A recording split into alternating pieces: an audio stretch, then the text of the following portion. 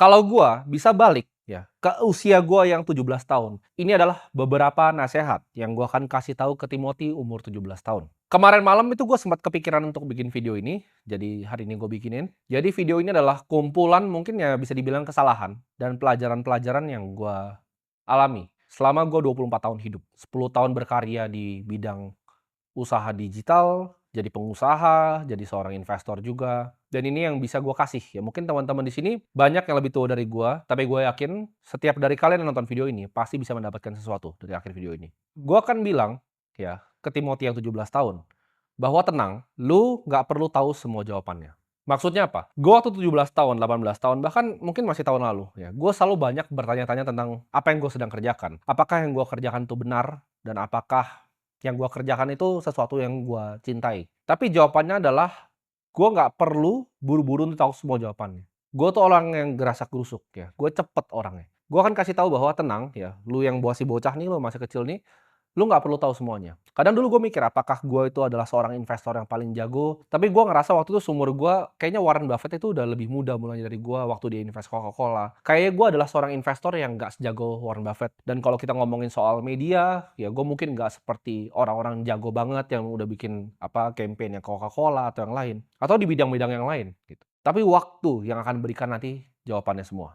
Jadi lu nggak perlu harus langsung tahu gitu, fokusnya di industri apa, lu jagonya di mana. Kadang nanti lu akan ketemu yang namanya dua dunia. Contohnya, gue adalah seorang investor yang handal, tapi nggak semua investor itu bahkan bisa ngomong di depan kamera seperti ini, seperti gue. Jadi itu adalah dua dunia yang gue gabungin, ya. Satu dari dunia investasi, satu dari dunia media. Nah, orang yang bisa gabungin dua dunia ini, gue kasih contoh lagi. Elon Musk adalah seorang engineer yang handal. Dia bisa bikin perusahaan seperti SpaceX, dia ngerti teknisnya dari Tesla, humanoid robot, Neuralink-nya dia ngerti. Dia engineer yang hebat, tapi dia adalah seorang salesman yang lebih hebat lagi sebenarnya. Jadi kalau Elon Musk kalian suruh gua nih analisa, dia itu bukan fully engineer. Dia mungkin engineer-nya 30%, 70%-nya adalah sales. Atau misalnya Jeff Bezos, dia adalah dua, dia adalah orang sistem dan dia juga adalah sebuah engineer. Jadi banyak orang-orang terkaya di dunia itu yang berhasil menggabungi yang gue sebutnya dua dunia ini. Kadang ada yang bahkan tiga. Lu fokus di satu aja gue bilang lu bisa jadi yang terhebat. Lu bisa jadi orang yang sukses, lu bisa jadi orang yang kaya. Tapi jawabannya lu harus lihat apa yang kira-kira lu jago, apa yang sebenarnya orang lain bilang lu jago. Bukan dari diri lu sendiri tapi dari orang lain. Jadi jawabannya adalah waktu, nggak usah buru-buru. Misalnya lo lagi mencari, ya kan, masih bingung, lu kadang masih ngerasa apakah ini hal yang harus gua kerjain, tenang ya. Gua kasih tau lu tenang, nggak usah buru-buru. Gua pas masih umur 17 tahun ya, gue mikir bahwa uang itu adalah segalanya. Jadi apa-apa tuh uang, uang, dan uang. Tapi gue pengen kasih tahu ke kalian semua yang masih mulai ya. Gue paham kalian nonton gue ini kalian pengen sukses. Tapi kalian harus paham, uang tuh bukan sebuah tujuan akhir, tapi uang tuh adalah sebuah alat. Percuma ya. Uang itu gak bisa untuk terlalu banyak hal juga sebenarnya. Kalau lu mau ngomong gue di posisi gue sekarang sama kita ngomong konglomerat, yang mungkin disebut misalnya sembilan naga, itu secara kehidupan, itu tidak banyak yang berbeda. Tapi mereka itu bisa tolong jauh lebih banyak orang dibanding gua. Kalian paham dengan apa? Buka lapangan pekerjaan. Perusahaan-perusahaan mereka tuh perusahaan yang mengemploy ribuan bahkan ratusan ribu karyawan. Kalau secara lifestyle mungkin gua rasa nggak terlalu berbeda. Ya, gue bisa beli mobil yang mereka beli, gue bisa punya tempat tinggal yang mereka punya, gue bisa punya semua yang mereka punya. Kalau kita ngomongin secara egois diri sendiri. Tapi kalau untuk ke masyarakat, mereka jauh lebih banyak ya mengerjakannya dibanding gua. Jadi itu, uang itu bukan cuma sekedar untuk diri sendiri. Kalau gua uang untuk diri sendiri, gua matiin kamera ini sekarang dan sudah selesai. Gue pengen bilang ke gue yang dulu, bahwa uang itu adalah sebuah alat ya, bukan tujuan akhir. Lu mau pakai uangnya untuk apa? Jangan cuman uang ya, harta yang lu taruh di bank. Gue tuh selalu mikir dulu, harga diri misalnya gue pribadi itu dari rekening bank yang gue punya. Ketika gue punya 10 miliar pertama, gue senang. 100 miliar pertama, gue lebih senang lagi. 1 triliun, gue ngerasa kayak gue achieve something. Tapi setelah lewat ke jenjang-jenjang berikutnya, gue baru sadar di situ bahwa uang itu bukan cuma sekedar tujuan akhir, ya, tapi alat untuk lu jadi bermanfaat untuk orang lain.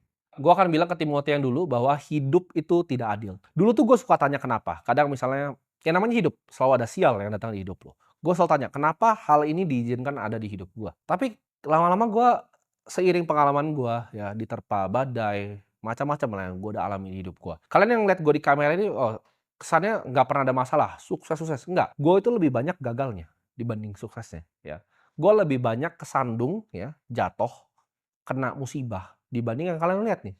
sukses seperti sekarang? Jadi jawabannya adalah hidup itu memang tidak adil, karena lu harus telan nih buat Timothy yang 17 tahun, lu telan bahwa hidup itu tidak adil. Kadang lu ditampar dari tempat yang lu nggak tahu. Tapi lu harus jadiin itu semua itu jadi bahan pelajaran. Apa yang lu bisa kontrol, lu fokus di situ.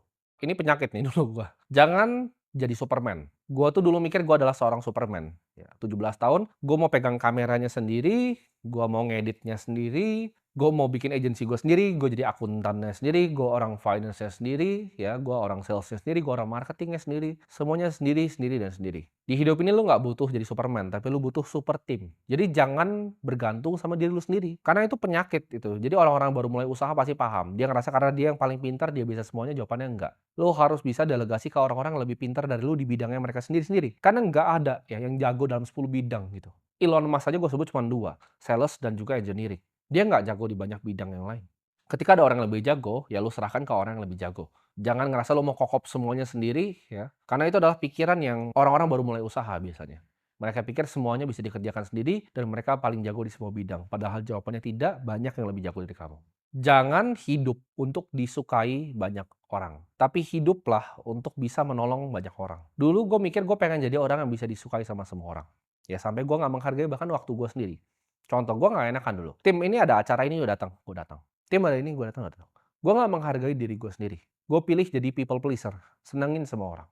Tapi gue sadarin itu nggak ada ujungnya. Jadi gue bukan menargetkan diri gue jadi orang yang ibaratnya disukai sama banyak orang. Tapi gimana caranya gue jadi orang yang paling bermanfaat untuk banyak orang. Kalau orang banyak nggak suka sama gue, tapi gue itu bermanfaat untuk banyak orang, itu nggak masalah ya.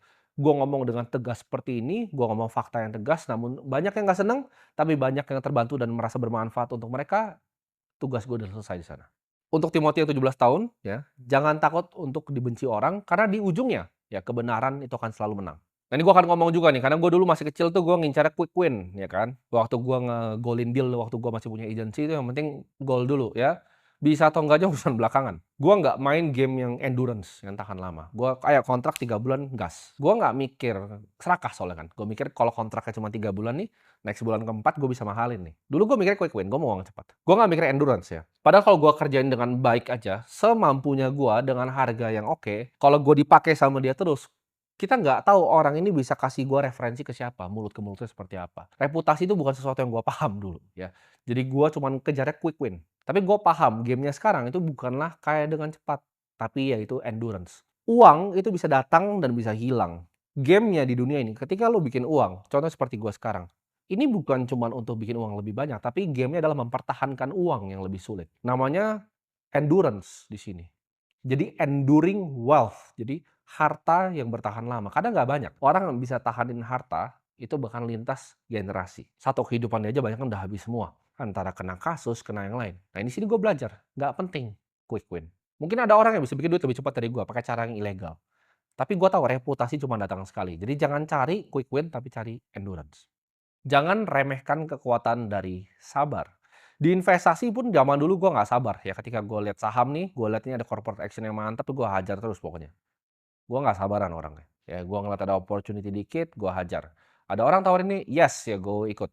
Akhirnya rugi, rugi, rugi, dan rugi. Sedangkan kalau gue sabar, contoh seperti sekarang. Ya, apakah gue tidak bisa men-trade opportunity yang gue tahu dengan network yang gue punya?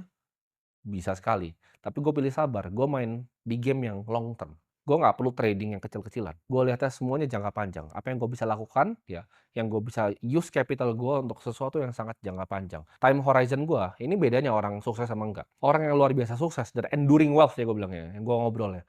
Mereka tuh horizonnya nggak cuma 1-2 tahun. Mereka horizonnya 20 tahun, 30 tahun, 40 tahun. Lihat ke depan, jauh. Sukses jati itu bukan berapa harta yang lu punya, tapi berapa yang lu bisa bantu orang lain. Percuma ya, orang kaya, gue ada beberapa lihat orang kaya ya, yang akhirnya pelit, ya dia cuma mau diri sendiri, akhirnya dunia yang ngambil itu semua dari mereka. Gue percaya dunia ini ada kekuatan kosmik ya, yang ada di dunia ini. Ketika lu bikin sesuatu yang baik di dunia ini, lu akan diberikan sesuatu yang baik. Banyak orang kaya dia kokop duitnya, akhirnya apa, dia kesandung kasus, ya kan cuma dia taruh di rumah kan, ratusan miliar begitu, akhirnya kena hilang duitnya. Sedangkan orang yang bikin duitnya sungguh-sungguh, pelan-pelan, banyak yang lihat gue itu instan sampai sekarang. Itu teman-teman bisa lihat progresnya, itu bukan sesuatu yang instan dan tiba-tiba. Ya, jadi nggak ada di dunia ini yang instan. Ketika gue dulu selalu terobsesi jumlah harta yang gue punya, sekarang gue terobsesi berapa banyak manusia yang gue bisa bantu. Itulah kenapa gue bikin ini. Jangan terlalu bangga terhadap pencapaiannya lu belum mengerti maknanya. Nah, ini mungkin banyak yang bingung. Karena dulu waktu gua baru mulai, ketika gua sukses sedikit, wah gua malah lebih pengen kelihatan sukses dibanding sukses beneran, gitu. Kadang lu tuh belum ngerti makna dari milestone yang lu capai. Karena di setiap lu naik bukit di kehidupan, itu selalu ada cobaannya. Jadi ketika lu udah naik gunung, di depan lu mau naik lagi, itu ada beruang biasanya di situ. Jadi jangan keburu selebrasi dulu, sabar dulu. Ya tenang aja, tenang. Nah itu yang gua dari dulu, itu mungkin baru baru tahun lalu nih, gua ibarat tobatnya nih baru tahun lalu. Gua setiap kali menang sedikit, wah gua pengen tunjukin dunia bahwa gua tuh pemenang. Tapi itu semua fana, teman-teman. Itu semua nggak penting dan nggak perlu dilakukan. Tundukin kepala lu ke bawah dan lanjut jalan, karena masih ada beruangnya. Jadi jangan selebrasi yang lu belum paham. Sukses tuh selalu ada bayaran, ya. Setiap kali lu capai sesuatu selalu ada bayarannya. Semakin lu tinggi, ya, semakin lu waspada. Makin lu tinggi daki gunung, itu ibarat gunung tuh makin licin. Kalau gua di gunung, ini gunungnya udah licin. Orang bilang kan makin tinggi pohon itu makin anginnya ini. Tapi itu menurut gua lebih gampang digambarin pakai gunung. Kalau gua mendaki gunung, ini gunung gua udah gunung es. Sekali gua kepleset, gua jatuh dan gua mati. Nggak cuman itu, banyak yang dari bawah belum nyampe ke atas sudah lempar-lemparin gua pakai tombak gitu. Jadi lu harus waspada ya, jangan euforia. Ini masih masuk ke nomor 10 sebenarnya. Jangan lu terlalu euforia, santai aja, waspada, lihat kanan kiri, depan belakang. Lihat siapa yang beneran temen lu, karena banyak temen di saat lu seneng. Tapi di saat lu nanti mulai susah, lu akan lihat siapa teman-teman yang mau ngulurin tangannya ke lu. Banyakan tuh ikut tim hore, gue sebutnya. Bahkan circle terdekat lu tuh tim hore. Nanti akan ada satu, ada dua yang beneran bantu lu di saat lu kesulitan. Mereka yang ngulurin tangannya nih, gue bantu. Kalau kita kepleset atau kita kepleset itu berdua. Tapi nggak banyak ya. Mungkin cuma 3 orang, 2 orang, atau bahkan cuma keluarga lu, mak, bapak lu mungkin yang masih peduli sama lu. Jadi nggak sebanyak itu orang yang peduli sama lu. Jangan jadi yes man. Gue dulu yes man. Semua opportunity gue yesin. Sampai akhirnya gue nggak fokus dengan tujuan gue sendiri ya. Lebih perbanyak untuk Timothy umur 17 tahun kalau nonton ini, perbanyak bilang enggak ya. Datang ke nikahan kalau lu nggak pengen bilanglah enggak. Jangan lu bilang yes, yes, yes, yes, yes, yes, yes. Tujuan akhir lu untuk bantu banyak orang ini jadi apa namanya kedistraksi. Jangan biarin ego lu itu dipuji sama semua orang sampai lu nggak bisa dengar kritik.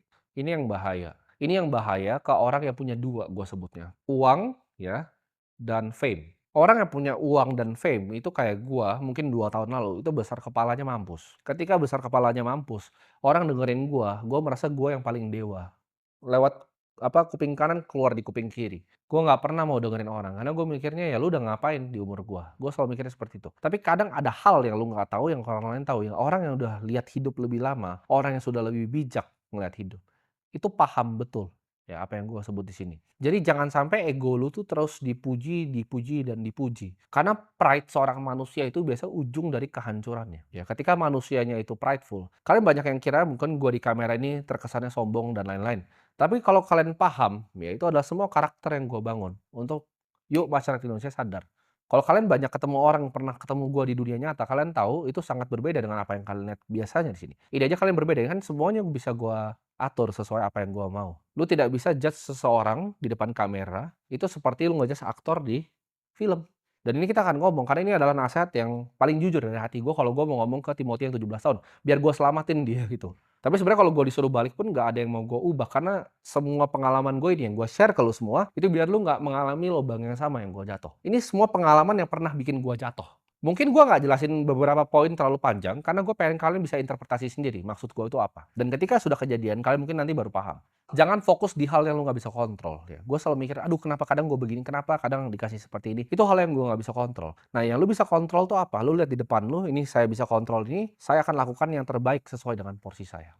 Ya, hati yang bijak. Yang paling penting lu cari di dunia ini itu bukan cuma sekedar uang, tapi kebijaksanaan atau wisdom. Hati yang bijak itu akan menerima yang namanya koreksi.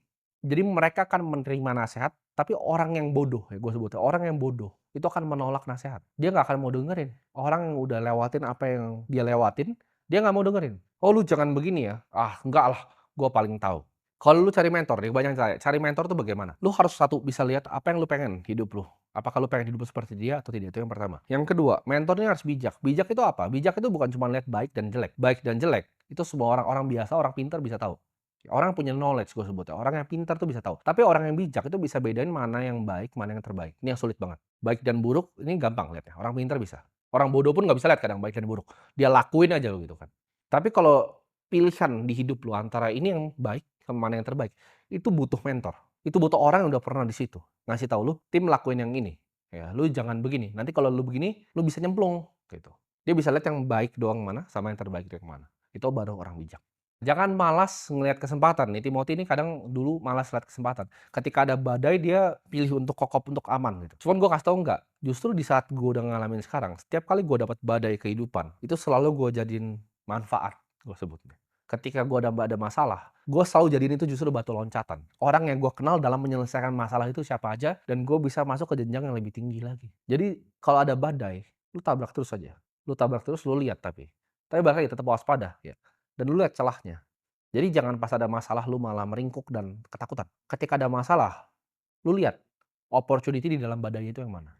Problem Timothy mungkin bukan umur 17, tapi mungkin umur 20-an ya. Gue itu orang yang dulu kadang kalau orang tampar gue, itu gue tampar balik kalau bisa gue cabut matanya. Ini problem orang yang baru punya uang dan baru punya kuasa sedikit. Jadi lu belajar untuk jangan membalas orang. Ketika orang bikin salah sama lu, jangan dibalas. Itu akan bawa lu mungkin banyak masalah ke depannya. Jadi ketika lu ditampar, lu cabut matanya, nanti dia mau buntungin tangan lu.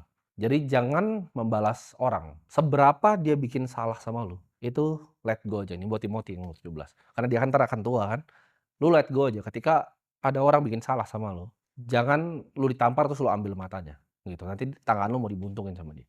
Berilah pengampunan ke orang yang bikin salah sama lo. Itu lu bisa interpretasi sendiri masing-masing, karena gue jelasinnya singkat, sengaja, biar kalian bisa berdiskusi juga di bawah. Nanti kalau gue ada kesempatan dan waktu, gue balasin maksud realnya itu apa. Tapi itu nasihat yang gue akan kasih kalau gue balik ke umur 17 tahun.